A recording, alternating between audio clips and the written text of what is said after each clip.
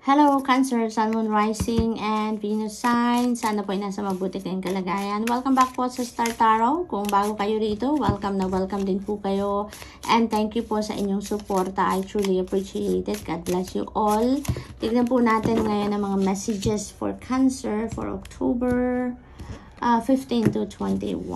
Ayan. So, paunang message ninyo is heart. Ayan. Love, deep affection, caring.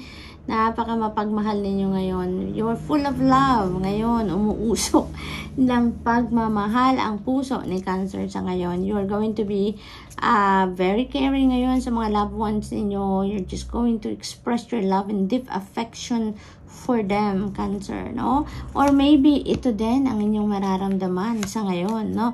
Maaring this week, ito rin punong-puno din kayo ng pagmamahal from other people. Maaring ito din yung malas sa inyo, i-express din ng mga tao sa paligid ninyo. Ay, napakaganda. Wealth, Cancer, may uulan ng pera sa inyo. O, diba, mga gold, bumabagsak talaga. So, maybe ganyan din. Kadami ang babagsak sa inyo. Talagang malaking pera yan, no? It could come from different sources as well, Cancer. Aries talaga. So, maaaring you are dealing with an Aries ngayon, Cancer. Or maybe you have an Aries placement din sa iyong chart. Kaya, lang sumingit si Aries. Ayun, so maaari din na manggagaling kay Aries, no? Yung kayamanan na yan, yung kaperahan na yan. Cancer, so good luck. So, we have the energy of the tiger doing something risky, taking a chance. Maaring yung taking a chance na yan, yung risk na yan, maybe related to kaperahan, ano? Maaring meron kayong papasuking negosyo dito or iniisip ninyong pasuking negosyo, you are going to take risk pagdating sa mga ganon, no? Usapin, business. So, good luck to that. What else for Cancer? We have full moon and Libra, find a balance. Ayan. So, maaaring may mga imbalances na dito nangyayari for some of you. Maaaring hindi ninyo nabibigyan ng karampatang atensyon, panahon, oras ang ibang bagay sa buhay ninyo. Cancer, maaaring focused lang kayo on love, no? Maaaring ganon at maaaring nanineglect na ninyo ang ibang bagay, ibang parte ng buhay ninyo. Maaaring ganon ang ganap. So, this is asking you to find the balance. Now, bring the balance back in your life nang sa gayon, lahat ng priorities ninyo, mabibigyan ninyo ng oras, ng panahon, no? Or lahat ng parte ng buhay ninyo, mabibigyan ninyo ng attention. What else? We have practice gratitude. Ayan, so, nire-remind kayo dito, no, na mag-practice ng gratitude attitude lagi, Cancer, because always remember na pag lagi tayong nagpapasalamat, lagi nating ino-acknowledge ang mga blessings na dumadating sa atin, maliit man yan or malaki, you know, when we are grateful for all the blessings that we receive at kung ano na yung dati na nating na-receive, you know, we are opening the floodgates of more blessings, of more abundance and prosperity into our lives. Kaya, maaring nakakalimot ng iba sa inyong magpasalamat. Kaya, this is a reminder for you, Cancer. Lalong-lalo na, no? Parang meron na nagbabantay na malaking blessing din pagdating sa kaperahan na parating sa inyo. Kaya, this is a reminder for you, no? Walang makakalimot sa inyo ng pagpapasalamat. Nang sa gayon, magtuloy-tuloy yung pagdating ng mga blessings sa inyo, okay? We have honor your feelings, first quarter moon in Pisces. Cancer, honor your feelings. Kung masaya kayo, i-enjoy ninyo, i-embrace ninyo. Kahit ano man ang nararamdaman ninyo, feel it, honor it. Diba? Dahil pakiramdam ninyo yan, no? Kayo ang nakakaramdam niyan. Kung in love kayo, then embrace it, no? I-honor ninyo ang feelings ninyo na in love kayo, maging masaya kayo, no? Kahit ano pa man yung feelings na nararamdaman ninyo, honor it, feel it, na kumbaga feel your feelings, ika nga, Cancer. Wag ninyong isuppress, wag ninyong i-deprive ang sarili ninyo, naramdamin, i-feel ninyo kung ano man talaga ang nararamdaman ninyo. Manifestation, napaka-powerful ninyo sa ngayon, no? You have that spiritual power to manifest what you want to manifest in life. Napakaganda. So, dito, iniimbitahan kayo or in-encourage kayo dito na alamin ninyo kung ano talaga yung gusto ninyong ma-manifest sa buhay ninyo. Ano talaga yung mga heart's desires ninyo, Cancer. Nang sa gayon, you know, yun ang ma-manifest ninyo. Kasi kung hindi pa kayo sigurado sa kung ano ang gusto talaga ninyong mangyari sa buhay ninyo, ano yung ine-expect ninyo, maaring hindi kayo dyan masuportahan din, di ba, ng universe because you're not sure about it, di ba?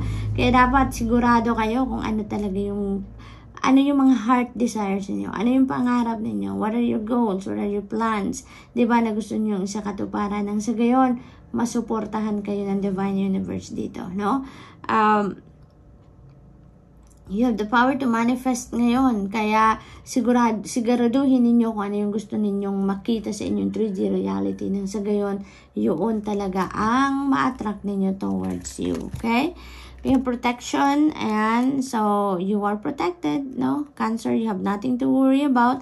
You are divinely protected. You have nothing to fear. You have nothing to worry. No, kasi protektado kayo, lagi kayong ginagwardyahan ng iyong spirit team.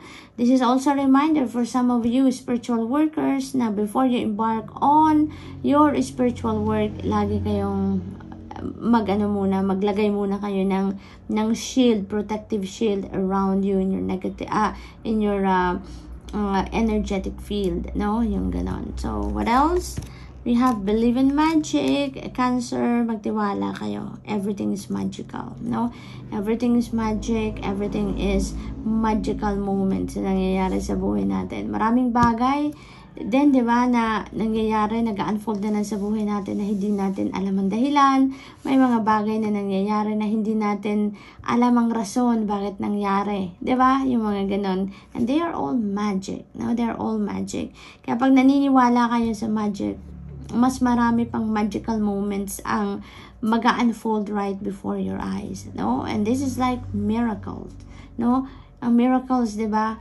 Dumadating ng basta-basta na lang, 'di ba? Hindi natin inaasahan, hindi natin alam na mag-unfold siya at a certain time, and those are magic, diba? Everything is magical talaga.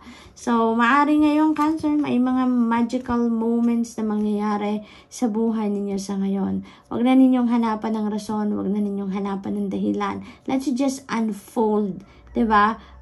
Organically. Huwag na nating kontrahin, huwag na nating alamin pa kung bakit binibigay sa iyo, bakit nangyayari yun sa buhay ninyo. Let's just embrace it, no? We have page of materials, ayan. So, there are, good news coming in, no? Opportunities ito na napapasok sa inyo. Mga balita, call, tawag, text, messages, mga ganon, na maaring dumating sa inyo. Communication, no? Na maaring binabalitaan kayo na natanggap na kayo sa trabaho, nakapasa kayo sa interview, maaring na-approve na ang loan ninyo, maaring mga ganon, ano, or any opportunity, balita ng opportunity regarding your money, career, and finances, Cancer, no? Maaari din na makatanggap kayo dito. Siguro nag-offer kayo, no? May offer kayo sa property, maaring may binibili kayong property, at maaring nag-offer kayo at mabalitaan ninyo ngayon na kayo yung makakakuha ng property na yon. Or maaari din naman na siguro kayo din yung seller, no? Maaring kayo yung seller ng property, maaari din ganun ang ganap. So, at mabibenta na ninyo ang property, maaring ganun. So, Temperance, ayan, so this is about patience, this is about motivation, this is also about healing, no? Maaring ang iba sa inyo dito, Cancer, is a healer, no? Yun ang akin napipick up dito. May ibang iba sa inyo is a healer, maaring ang iba sa inyo dito is a light worker talaga, Cancer. So, what else? We have inspiration, 8 of inspiration. Ayan. So, this is wonderful news, wonderful opportunities coming in talaga sa inyo, Cancer. May travel din dito. So, very consistent kayo, no, Cancer, sa ilang weeks na, no? Ilang araw na lagi kayong may travel energy. So, maaring biyahero talaga kayo, or maaring nasa biyahe kayo, maaring ganon, maaring namamasyal kayo ngayon, no? Maaring ganon. everything is going to speed up sa ngayon, around this time, Cancer. Lahat mabilis, parang yung isang araw lilipas lang ng ganyang kabilis, no? Mabilis ang paglipas ng mga araw sa inyo sa ngayon. Cancer, mabilis din ang galawan ninyo, mabilis din ang mga bagay pangyayari sa buhay ninyo around this time, no? Because this is a fast-moving energy. So, napakaganda nito kung meron kayong mga hinihintay, no? Kunyari, papeles, pinoprosesong, kung ano-anong pinoproseso, because it's going to speed up, no? Mawawala na yung mga delays. Kaya maaaring kung ano man ang inyong hinihintay, ay makuha nyo na, yung ganon, no? And also, wonderful opportunities related din ito maybe sa money, career, and finances na parating dito. Kasi meron din tayong page of material. So, good luck, Cancer, and that's all I have for you for today. I hope nakatulong ang mga mensahe nito in some way. Thank you for watching. Love and light. Namaste.